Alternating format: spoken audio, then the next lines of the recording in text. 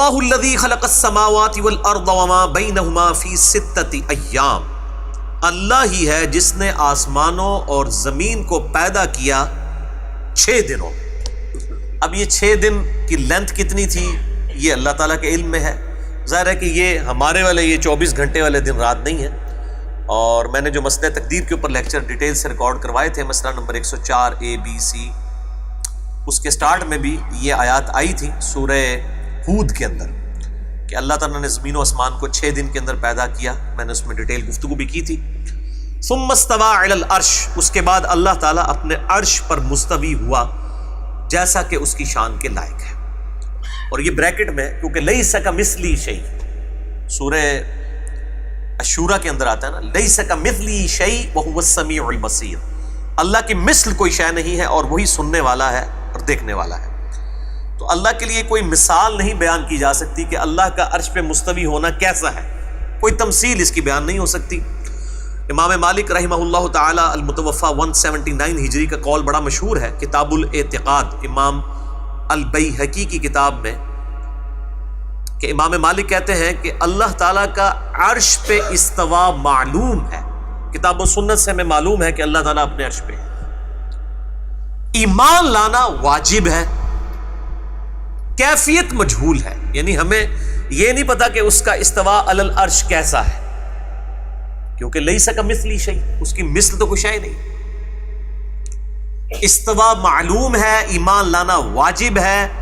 کیفیت مجہول ہے، اور سوال کرنا بدعت ہے۔ یعنی اگر کوئی سوال کرتا ہے کہ اللہ تعالیٰ اپنے عرش پہ کس طرح مستوی ہے، اس کی کوئی ریزیمبلنس بیان کی جائے، کوئی مثال بیان کی جائے، تو یہ سوال کرنا ہی بدعت ہے، اس کی تو مثال بیان ہی نہیں کی جا سکتی۔ تو کس طریقے سے اس ڈیٹیلز میں پڑھا جائے تو انسان گمراہی کا دروازہ اپنے اوپر کھول لے گا۔ اس لیے میرا ایک کلپ بھی ریکارڈڈ ہے یوٹیوب کے اوپر، آپ لکھیں اللہ کہاں ہے تو سب سے ٹاپ پہ میرا ایک کلپ کھل جائے گا۔ اسی طریقے سے استوا علی العرش کا عقیدہ، کسی بھی اعتبار سے آپ اللہ عرش یہ الفاظ لکھیں تو میرے ایک کلپ ٹاپ کے اوپر کھلیں گے، 3-4 مختلف مواقع کے اوپر میں نے اس عقیدے کے حوالے سے حنفی اور سلفی دونوں کی ایکسٹریمز کا رد کیا ہے۔ یعنی حنفی ایک دوسری ایکسٹریم پہ چلے گئے، انہوں نے کہا کہ استوا علی العرش کی ہم تعویل کریں گے، ان کو اپنے اصلی معنوں میں معمول نہیں سمجھیں گے، بلکہ اللہ کا جو ہے وہ تخت حکومت جو ہے وہ عرش ہے، اللہ کی تجلیات کا مرکز عرش ہے، لیکن یہ نہیں کہیں گے کہ اللہ عرش پر ہے۔ اب یہ کیسے نہ کہا جائے، الرحمن علی العرش استوى، واضح قرآن حکیم میں کم از کم 6 دفعہ اسی طرح کی ملتی جلتی آیات آئی ہیں۔ ثم استوى علی العرش سورۃ الاعراف میں بھی آئی، اور سورہ ہود کے اندر، سورہ سجدہ کے اندر، حتیٰ کہ امام احمد بریلوی صاحب المتوفی 1340 ہجری، انہوں نے جو ترجمہ کیا ہے کنز الایمان میں الرحمن علی العرش استوى سورہ طٰہٰ کی شروع کی آیات کا، تو انہوں نے یہی ترجمہ کیا ہے کہ رحمان نے اپنے عرش پر استوا فرمایا، رحمان اپنے عرش پر مستوی ہوا، بریکٹ میں لکھا جیسا کہ اس کی شان کے لائق ہے۔ تو انکار انہوں نے بھی نہیں کیا۔ اور دوسری ایکسٹریم کے اوپر ہمارے سلفی علماء، خصوصاً اس میں بھی جو عرب کے علماء ہیں، وہ بہت زیادہ ایکسٹریم رویے پہ چلے جاتے ہیں، اور بسا اوقات ان کے عقائد سے یعنی یوں معلوم ہوتا ہے جیسا کہ وہ مجسمہ کا عقیدہ رکھتے ہیں کہ اللہ تبارک و تعالیٰ کے لیے شاید اس طرح کی ریزیمبلنس بعض اوقات وہ بیان کر جاتے ہیں، اور اس طرح کی وہ سٹرکٹنس بیان کرتے ہیں، اور جو قرآن حکیم میں آیات اللہ تعالیٰ کی معیت کی ہے، وَهُوَ مَعَكُمْ أَيْنَمَا كُنْتُمْ، وہ جہاں کہیں بھی تم ہو وہ تمہارے ساتھ ہوتا ہے، یا اسی طریقے سے نَحْنُ أَقْرَبُ إِلَيْهِ مِنْ حَبْلِ الْوَرِيدِ، ہم تمہاری رگے جاں سے زیادہ تمہارے قریب ہیں، یا سورۃ المجادلہ میں آیا کہ تم 3 نہیں ہوتے کہ چوتھا تمہارا رب تمہارے ساتھ ہوتا ہے، تم 5 نہیں ہوتے کہ چھٹا تمہارا رب تمہارے ساتھ ہوتا ہے، نہ اس سے کم نہ اس سے زیادہ، تم جہاں کہیں بھی ہو وہ تمہارے ساتھ ہوتا ہے۔ پھر بخاری اور مسلم کی متفق علیہ حدیث ہے، ایک سفر کے دوران چند اصحاب بلند آواز سے اللہ اکبر لا الہ الا اللہ پڑھ رہے تھے، تو آپ صلی اللہ علیہ وآلہ وسلم نے انہیں منع فرمایا، اور فرمایا کہ تم کسی بہرے اور غائب کو نہیں سنا رہے ہو، تم اس کو سنا رہے ہو جو تمہاری سواری کی گردن، یعنی اونٹ پہ تم بیٹھے ہو اس کی گردن سے بھی زیادہ وہ تمہارے قریب ہے، تم کسی بہرے اور غائب کو نہیں سنا رہے ہو۔ اور پھر آپ نے فرمایا میں تمہیں جنت کے خزانوں میں سے خزانہ عطا فرماتا ہوں، وہ ہے لا حول ولا قوت الا باللہ، نہیں ہے طاقت گناہوں سے بچنے کی اور نہ ہے قوت نیکیاں کرنے کی مگر اللہ کی توفیق کے ساتھ۔ یہ حدیث بخاری اور مسلم دونوں میں موجود ہے، اور میں نے یہ جو بلو کارڈ میں جو وظائف لکھے ہیں اس میں نے اس حدیث کا نمبر بھی دیا ہے، لا حول ولا قوت الا باللہ۔ صحیح بخاری میں 6409 ہے اور صحیح مسلم میں 6862 ہے۔ یہ مکمل حدیث آپ پڑھ کے دیکھیں تو آپ کا اللہ تعالیٰ کی معیت کے بارے میں عقیدہ بالکل کلیئر ہو جائے گا۔ اب نبی علیہ السلام جو مثال بیان فرما رہے ہیں، تمہاری سواری کی گردن سے بھی زیادہ تمہارے قریب ہے، اور پھر ساتھ ارشاد فرما رہے ہیں کہ تم کسی بہرے اور غائب کو نہیں سنا رہے ہو۔ جب بہرا اور غائب نہیں ہے وہ، تو اس کے الٹ پھر کیا کیا جائے گا کہ وہاں موجود اور سننے والا ہے، کیونکہ بہرا اور غائب نہیں ہے تو ظاہر اپوزٹ ہے۔ موجود کیسا ہے؟ جیسا کہ اس کی شان کے لائق ہے، اپنے عرش پہ مستوی ہوتے ہوئے بھی وہ ہمارے ساتھ ہے، اس کے لیے ریزیمبلنس نہیں بیان کی جائے گی۔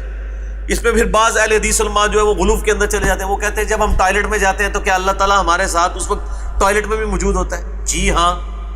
جیسا کہ اس کی شان کے لائق ہے وہ ہر وقت ہمارے ساتھ ہے۔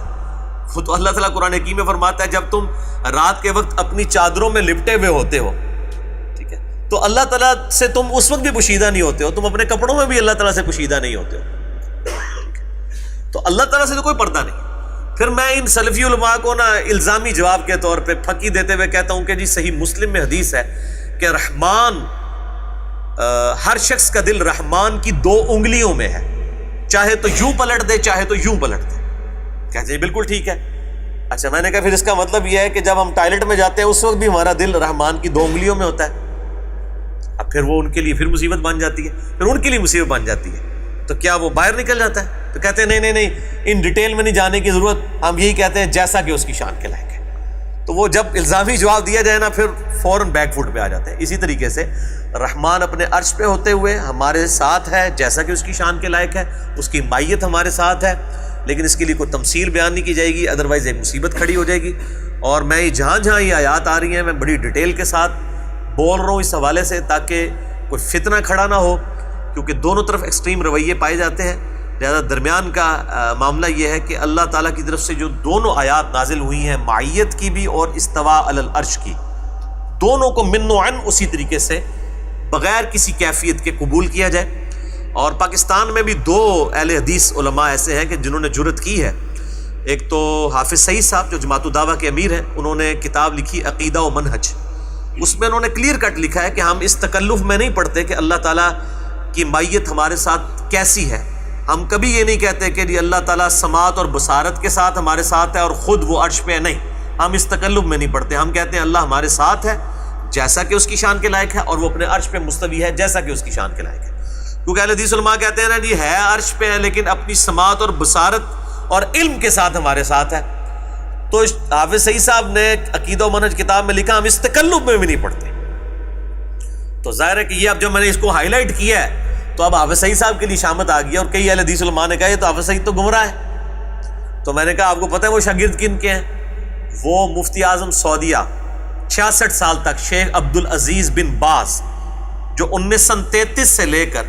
1999 تک 1933 سے 1999 تک 66 سال تک مفتی اعظم سعودیہ رہے ہیں،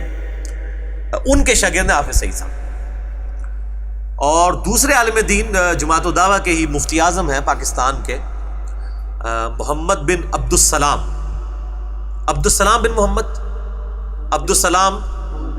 محمد بن عبدالسلام، تو انہوں نے ترجمہ بھی کیا اور تفسیر بڑی اچھی ان کی 4 جلدوں کے اندر آئی ہے۔ انہوں نے بھی استواء علی العرش کے حوالے سے جہاں جہاں آیات آئی ہیں انہوں نے کلیئر کٹ حافظ سعید صاحب علیہ وہ معاملہ لکھا ہے کہ ہم اللہ تعالیٰ کی اپنے ساتھ معیت کو بھی مانتے ہیں اور استواء علی العرش کو بھی مانتے ہیں، اور دونوں کی جو کیفیت ہے وہ اللہ کو تفویض کرتے ہیں۔ یہی بات میں بھی بار بار کرتا ہوں، تو خام خواہ ہنگامہ کھڑا کر دیتے ہیں، حالانکہ اس میں کوئی مصیبت والا معاملہ نہیں ہے، کیونکہ آپ جب اس طرح کے ریسٹرکٹ ایک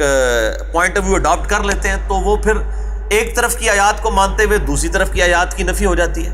لہٰذا اللہ تعالیٰ اب قیامت دن آپ سے یہ نہیں پوچھے گا کہ آپ نے اس کی ڈیٹیلز کیوں نہیں بیان کی ہے۔ اگر ایک بالکل سطحی عقیدہ کوئی لے کے دنیا سے جاتا ہے کہ میں اللہ تعالیٰ کو عرش پہ مستوی مانتا ہوں جیسا کہ اس کی شان کے لائق ہے، اور میں اپنے ساتھ بھی مانتا ہوں جیسا کہ اس کی شان کے لائق ہے، اور میں اس کی تفصیلات کو تفویض الامر الی اللہ کرتا ہوں، اللہ ہی کے سپرد کرتا ہوں، کہ اس کی مائیت میرے ساتھ کیسی ہے اور وہ استوا علی العرش کیسا ہے، تو ظاہر ہے اس کی تو کوئی پکڑ نہیں ہوگی۔ ادروائز یہ جو مصیبت کھڑی کی ہے انہوں نے بات کے اوپر، پھر میں ان کو کئی حدیث، یہ تو صحیح مسلم سے لے کے آتے ہیں نا، ایک لونڈی والی حدیث کہ نبی علیہ السلام نے اس سے پوچھا این اللہ، اللہ کہاں ہے؟ تو اس نے کہا فی السماء، اللہ تعالیٰ آسمانوں میں ہے۔ اور پھر آپ صلی اللہ علیہ وآلہ وسلم نے پوچھا میں کون ہوں؟ تو اس نے کہا کہ آپ اللہ کے رسول ہیں۔ وہ کہتے ہیں جس سے پتہ چلا اللہ تعالیٰ آسمانوں میں ہے۔ بھئی قرآن حکیم میں تو اللہ تعالیٰ سورۃ البقرہ میں فرماتا ہے تم جہاں کہیں بھی رخ کرو اللہ ہی کا چہرہ پاؤ گے، اور آج تو ہمیں سائنٹیفکلی کئی چیزیں پتہ چل گئی ہیں۔ یعنی آج ہم پاکستان میں بیٹھے ہوئے ہیں اور یہاں سے اگر کوئی شخص آسمان کی طرف اشارہ کرے گا تو اس طرف ہوگا، لیکن اگر کوئی شخص امریکہ میں کھڑا ہوگا تو وہ ایگزیکٹ ہمارے نیچے کھڑا ہوگا، اور جب وہ کھڑا ہو گیا آسمان پہ اشارہ کرے گا تو وہ نیچے کی طرف ہوگا، اور جو یہاں پہ ہوگا اس کا اشارہ اس طرف ہوگا۔ تو وہ قرآن کی آیت پھر بڑی فٹ ان ہے کہ تم جہاں کہیں بھی چہرہ کرو، جس طرف بھی رخ کرو اللہ ہی کا رخ پاؤ گے۔ یعنی یہ سائنٹیفکلی آسمان سے اشارہ یہاں تو ٹھیک ہے، لیکن اگر میرے ایگزیکٹ نیچے امریکہ میں کوئی بندہ ہے، وہ جب آسمان کی طرف سر جو ہے اپنی انگلی کرے گا تو وہ اس طرف نہیں کر رہا ہوگا، چونکہ وہ ادھر کھڑا ہوگا ایسے، تو وہ نیچے کی طرف ہوگی، اور جو ادھر کھڑا ہے اس کی اس طرف ہوگی، اس طرف ہوگی۔ تو آپ کیا کریں گے؟ اس سائنٹیفکل ایشو کو کیسے آپ ریزالو کریں گے؟ تو یہ تفویض الامر الی اللہ کریں۔ اور سورۃ البقرہ کی جو آیت ہے اینما تولوا، تم جہاں کہیں بھی رخ کرو جو ہے وہ اللہ ہی کا، فثم وجہ اللہ، تو اللہ ہی کا چہرہ پاؤ گے، اس کے اوپر اکتفا کرنا چاہیے۔